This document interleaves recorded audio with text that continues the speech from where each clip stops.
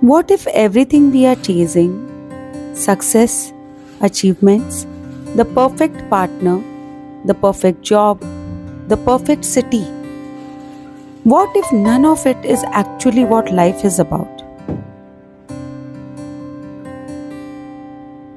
What if the things we spend our entire lives running towards were never meant to be the destination?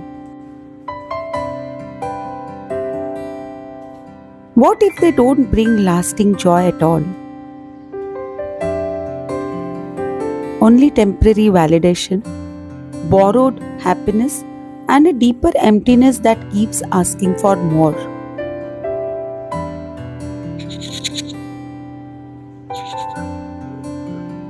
For the longest time, I believed life was about doing more, achieving more, becoming more, working harder, providing more, investing more, investing more time, energy, emotions, and even my own body.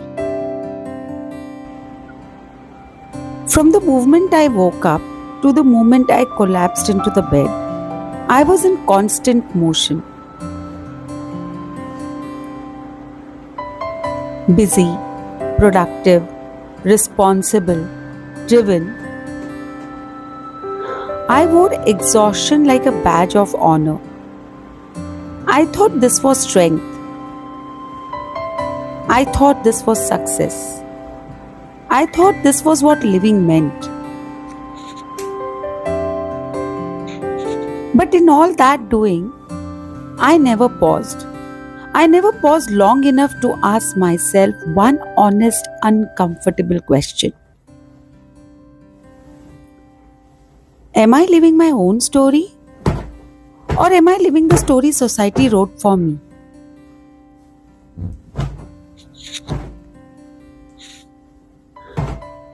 I'm sharing this today at 53 after almost losing everything I had created over 25 long years.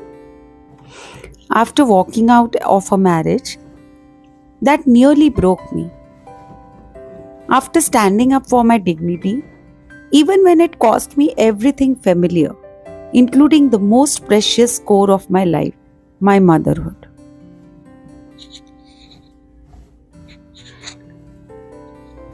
There came a day when I had to leave behind the life I had built with passion, effort, love, and sacrifice.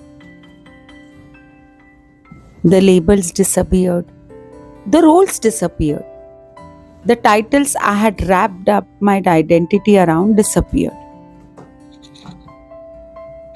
And when all of that is stripped away, one question stays right back at you. Who are you? Who are you without all of it? That was one of the darkest periods of my life. The kind of darkness where you question your worth, your choices, your existence. The kind where silence becomes loud and nights feel endless. But that darkness also became the most unexpected, the most transformative journey I have ever taken. Here are the lessons that journey taught me. Lesson number 1. Your body and mind are always speaking. Listen. For years, my body whispered to me, slow down, rest, pay attention. Quietly at first, then louder, then painfully. I ignored it. I kept pushing, providing, running, proving. Because slowing down felt like failure. Rest felt like weakness, and listening to myself felt selfish. Until life forced me to stop. I learned that showing down is not weakness, it is wisdom. And when you slow down, you begin to hear what you have been drowning out for years: your intuition, your truth, your unmet needs. Your body never betrays you, it only begs you to come back home to yourself. Lesson number 2: stop living 3 steps ahead of the present. I lived most of my life ahead of the moment, planning, anticipating, worrying, fixing. I was physically present but emotionally absent. And when you have never been there, you are not really living. I learned something profound. Anxiety lives in the future. Fear lives in what if. Regret lives in the past. Peace lives only in the now. The moment I stopped asking what next and started asking what is present, everything changed. Healing happens in the present moment. Alignment happens in the present moment. Life happens here, not later. Lesson number 3: gratitude changes everything. I didn't realize how much I had taken for granted until I lost so much. When you are constantly chasing more, you forget to honor what already exists. And culturally, we are conditioned to focus on what we lack and what we have.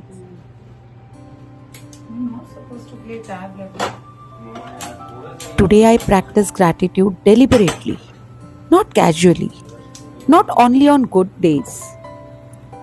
A roof over my head, food that nourishes me, a warm, safe bed, moments of quiet, people who genuinely care. Abundance isn't about having more, it's about seeing more. But you can't see it if you never slow down enough to look around or look within. Lesson number 4: stop waiting for the right time.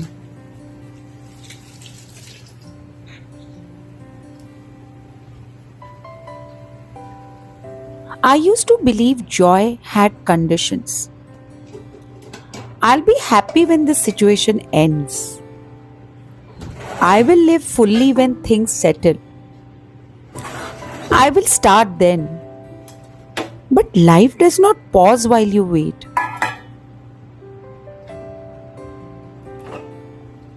There may never be a perfect moment. There may never be a clean slate. There may never be a time without challenges. Waiting becomes a habit, overthinking becomes a trap, and life quietly passes by.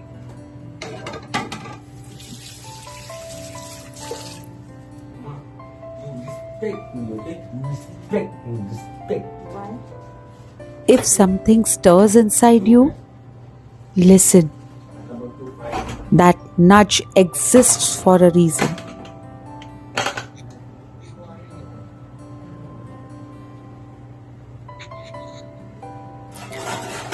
Lesson number 5: protect your time and attention. And now I started wearing the watch also. Your attention is your most valuable currency. What you give it to decides how you feel, what you believe, how you choose.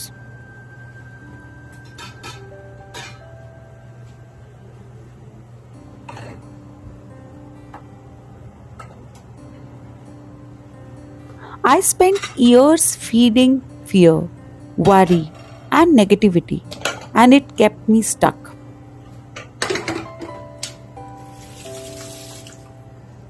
Healing began when I consciously redirected my attention towards things that strengthened me, towards growth, towards peace, towards healing.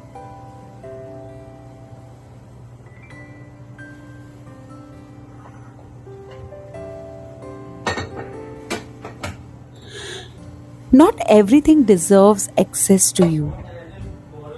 Not every opinion matters. Ravi, you are not Not supposed to every say that. battle is yours.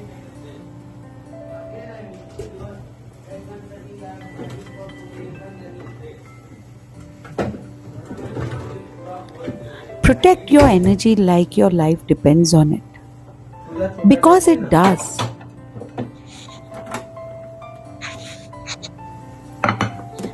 Lesson number 6.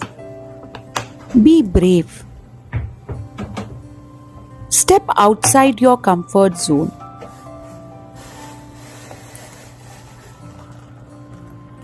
This version of me, speaking openly, vulnerably, sharing my truth, did not exist before.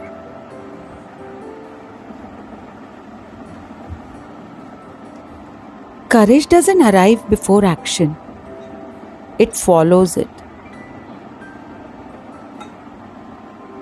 Growth doesn't begin with giant leaps, it begins with small, uncomfortable steps.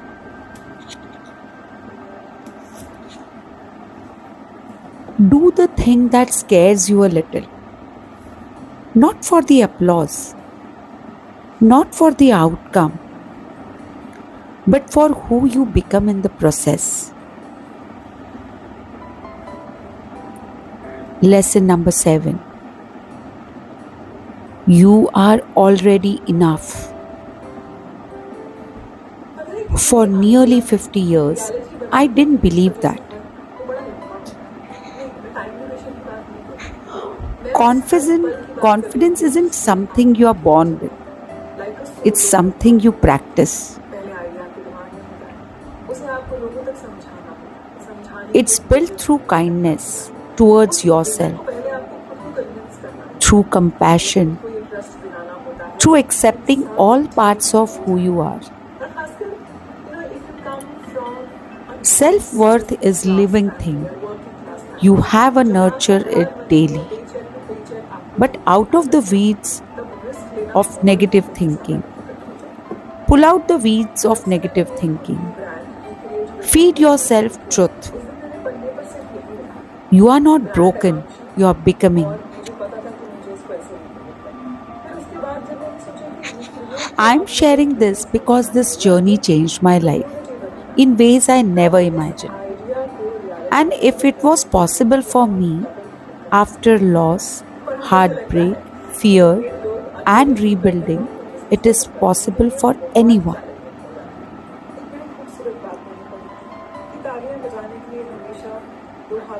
The world doesn't need perfection. It needs honesty, presence, courage.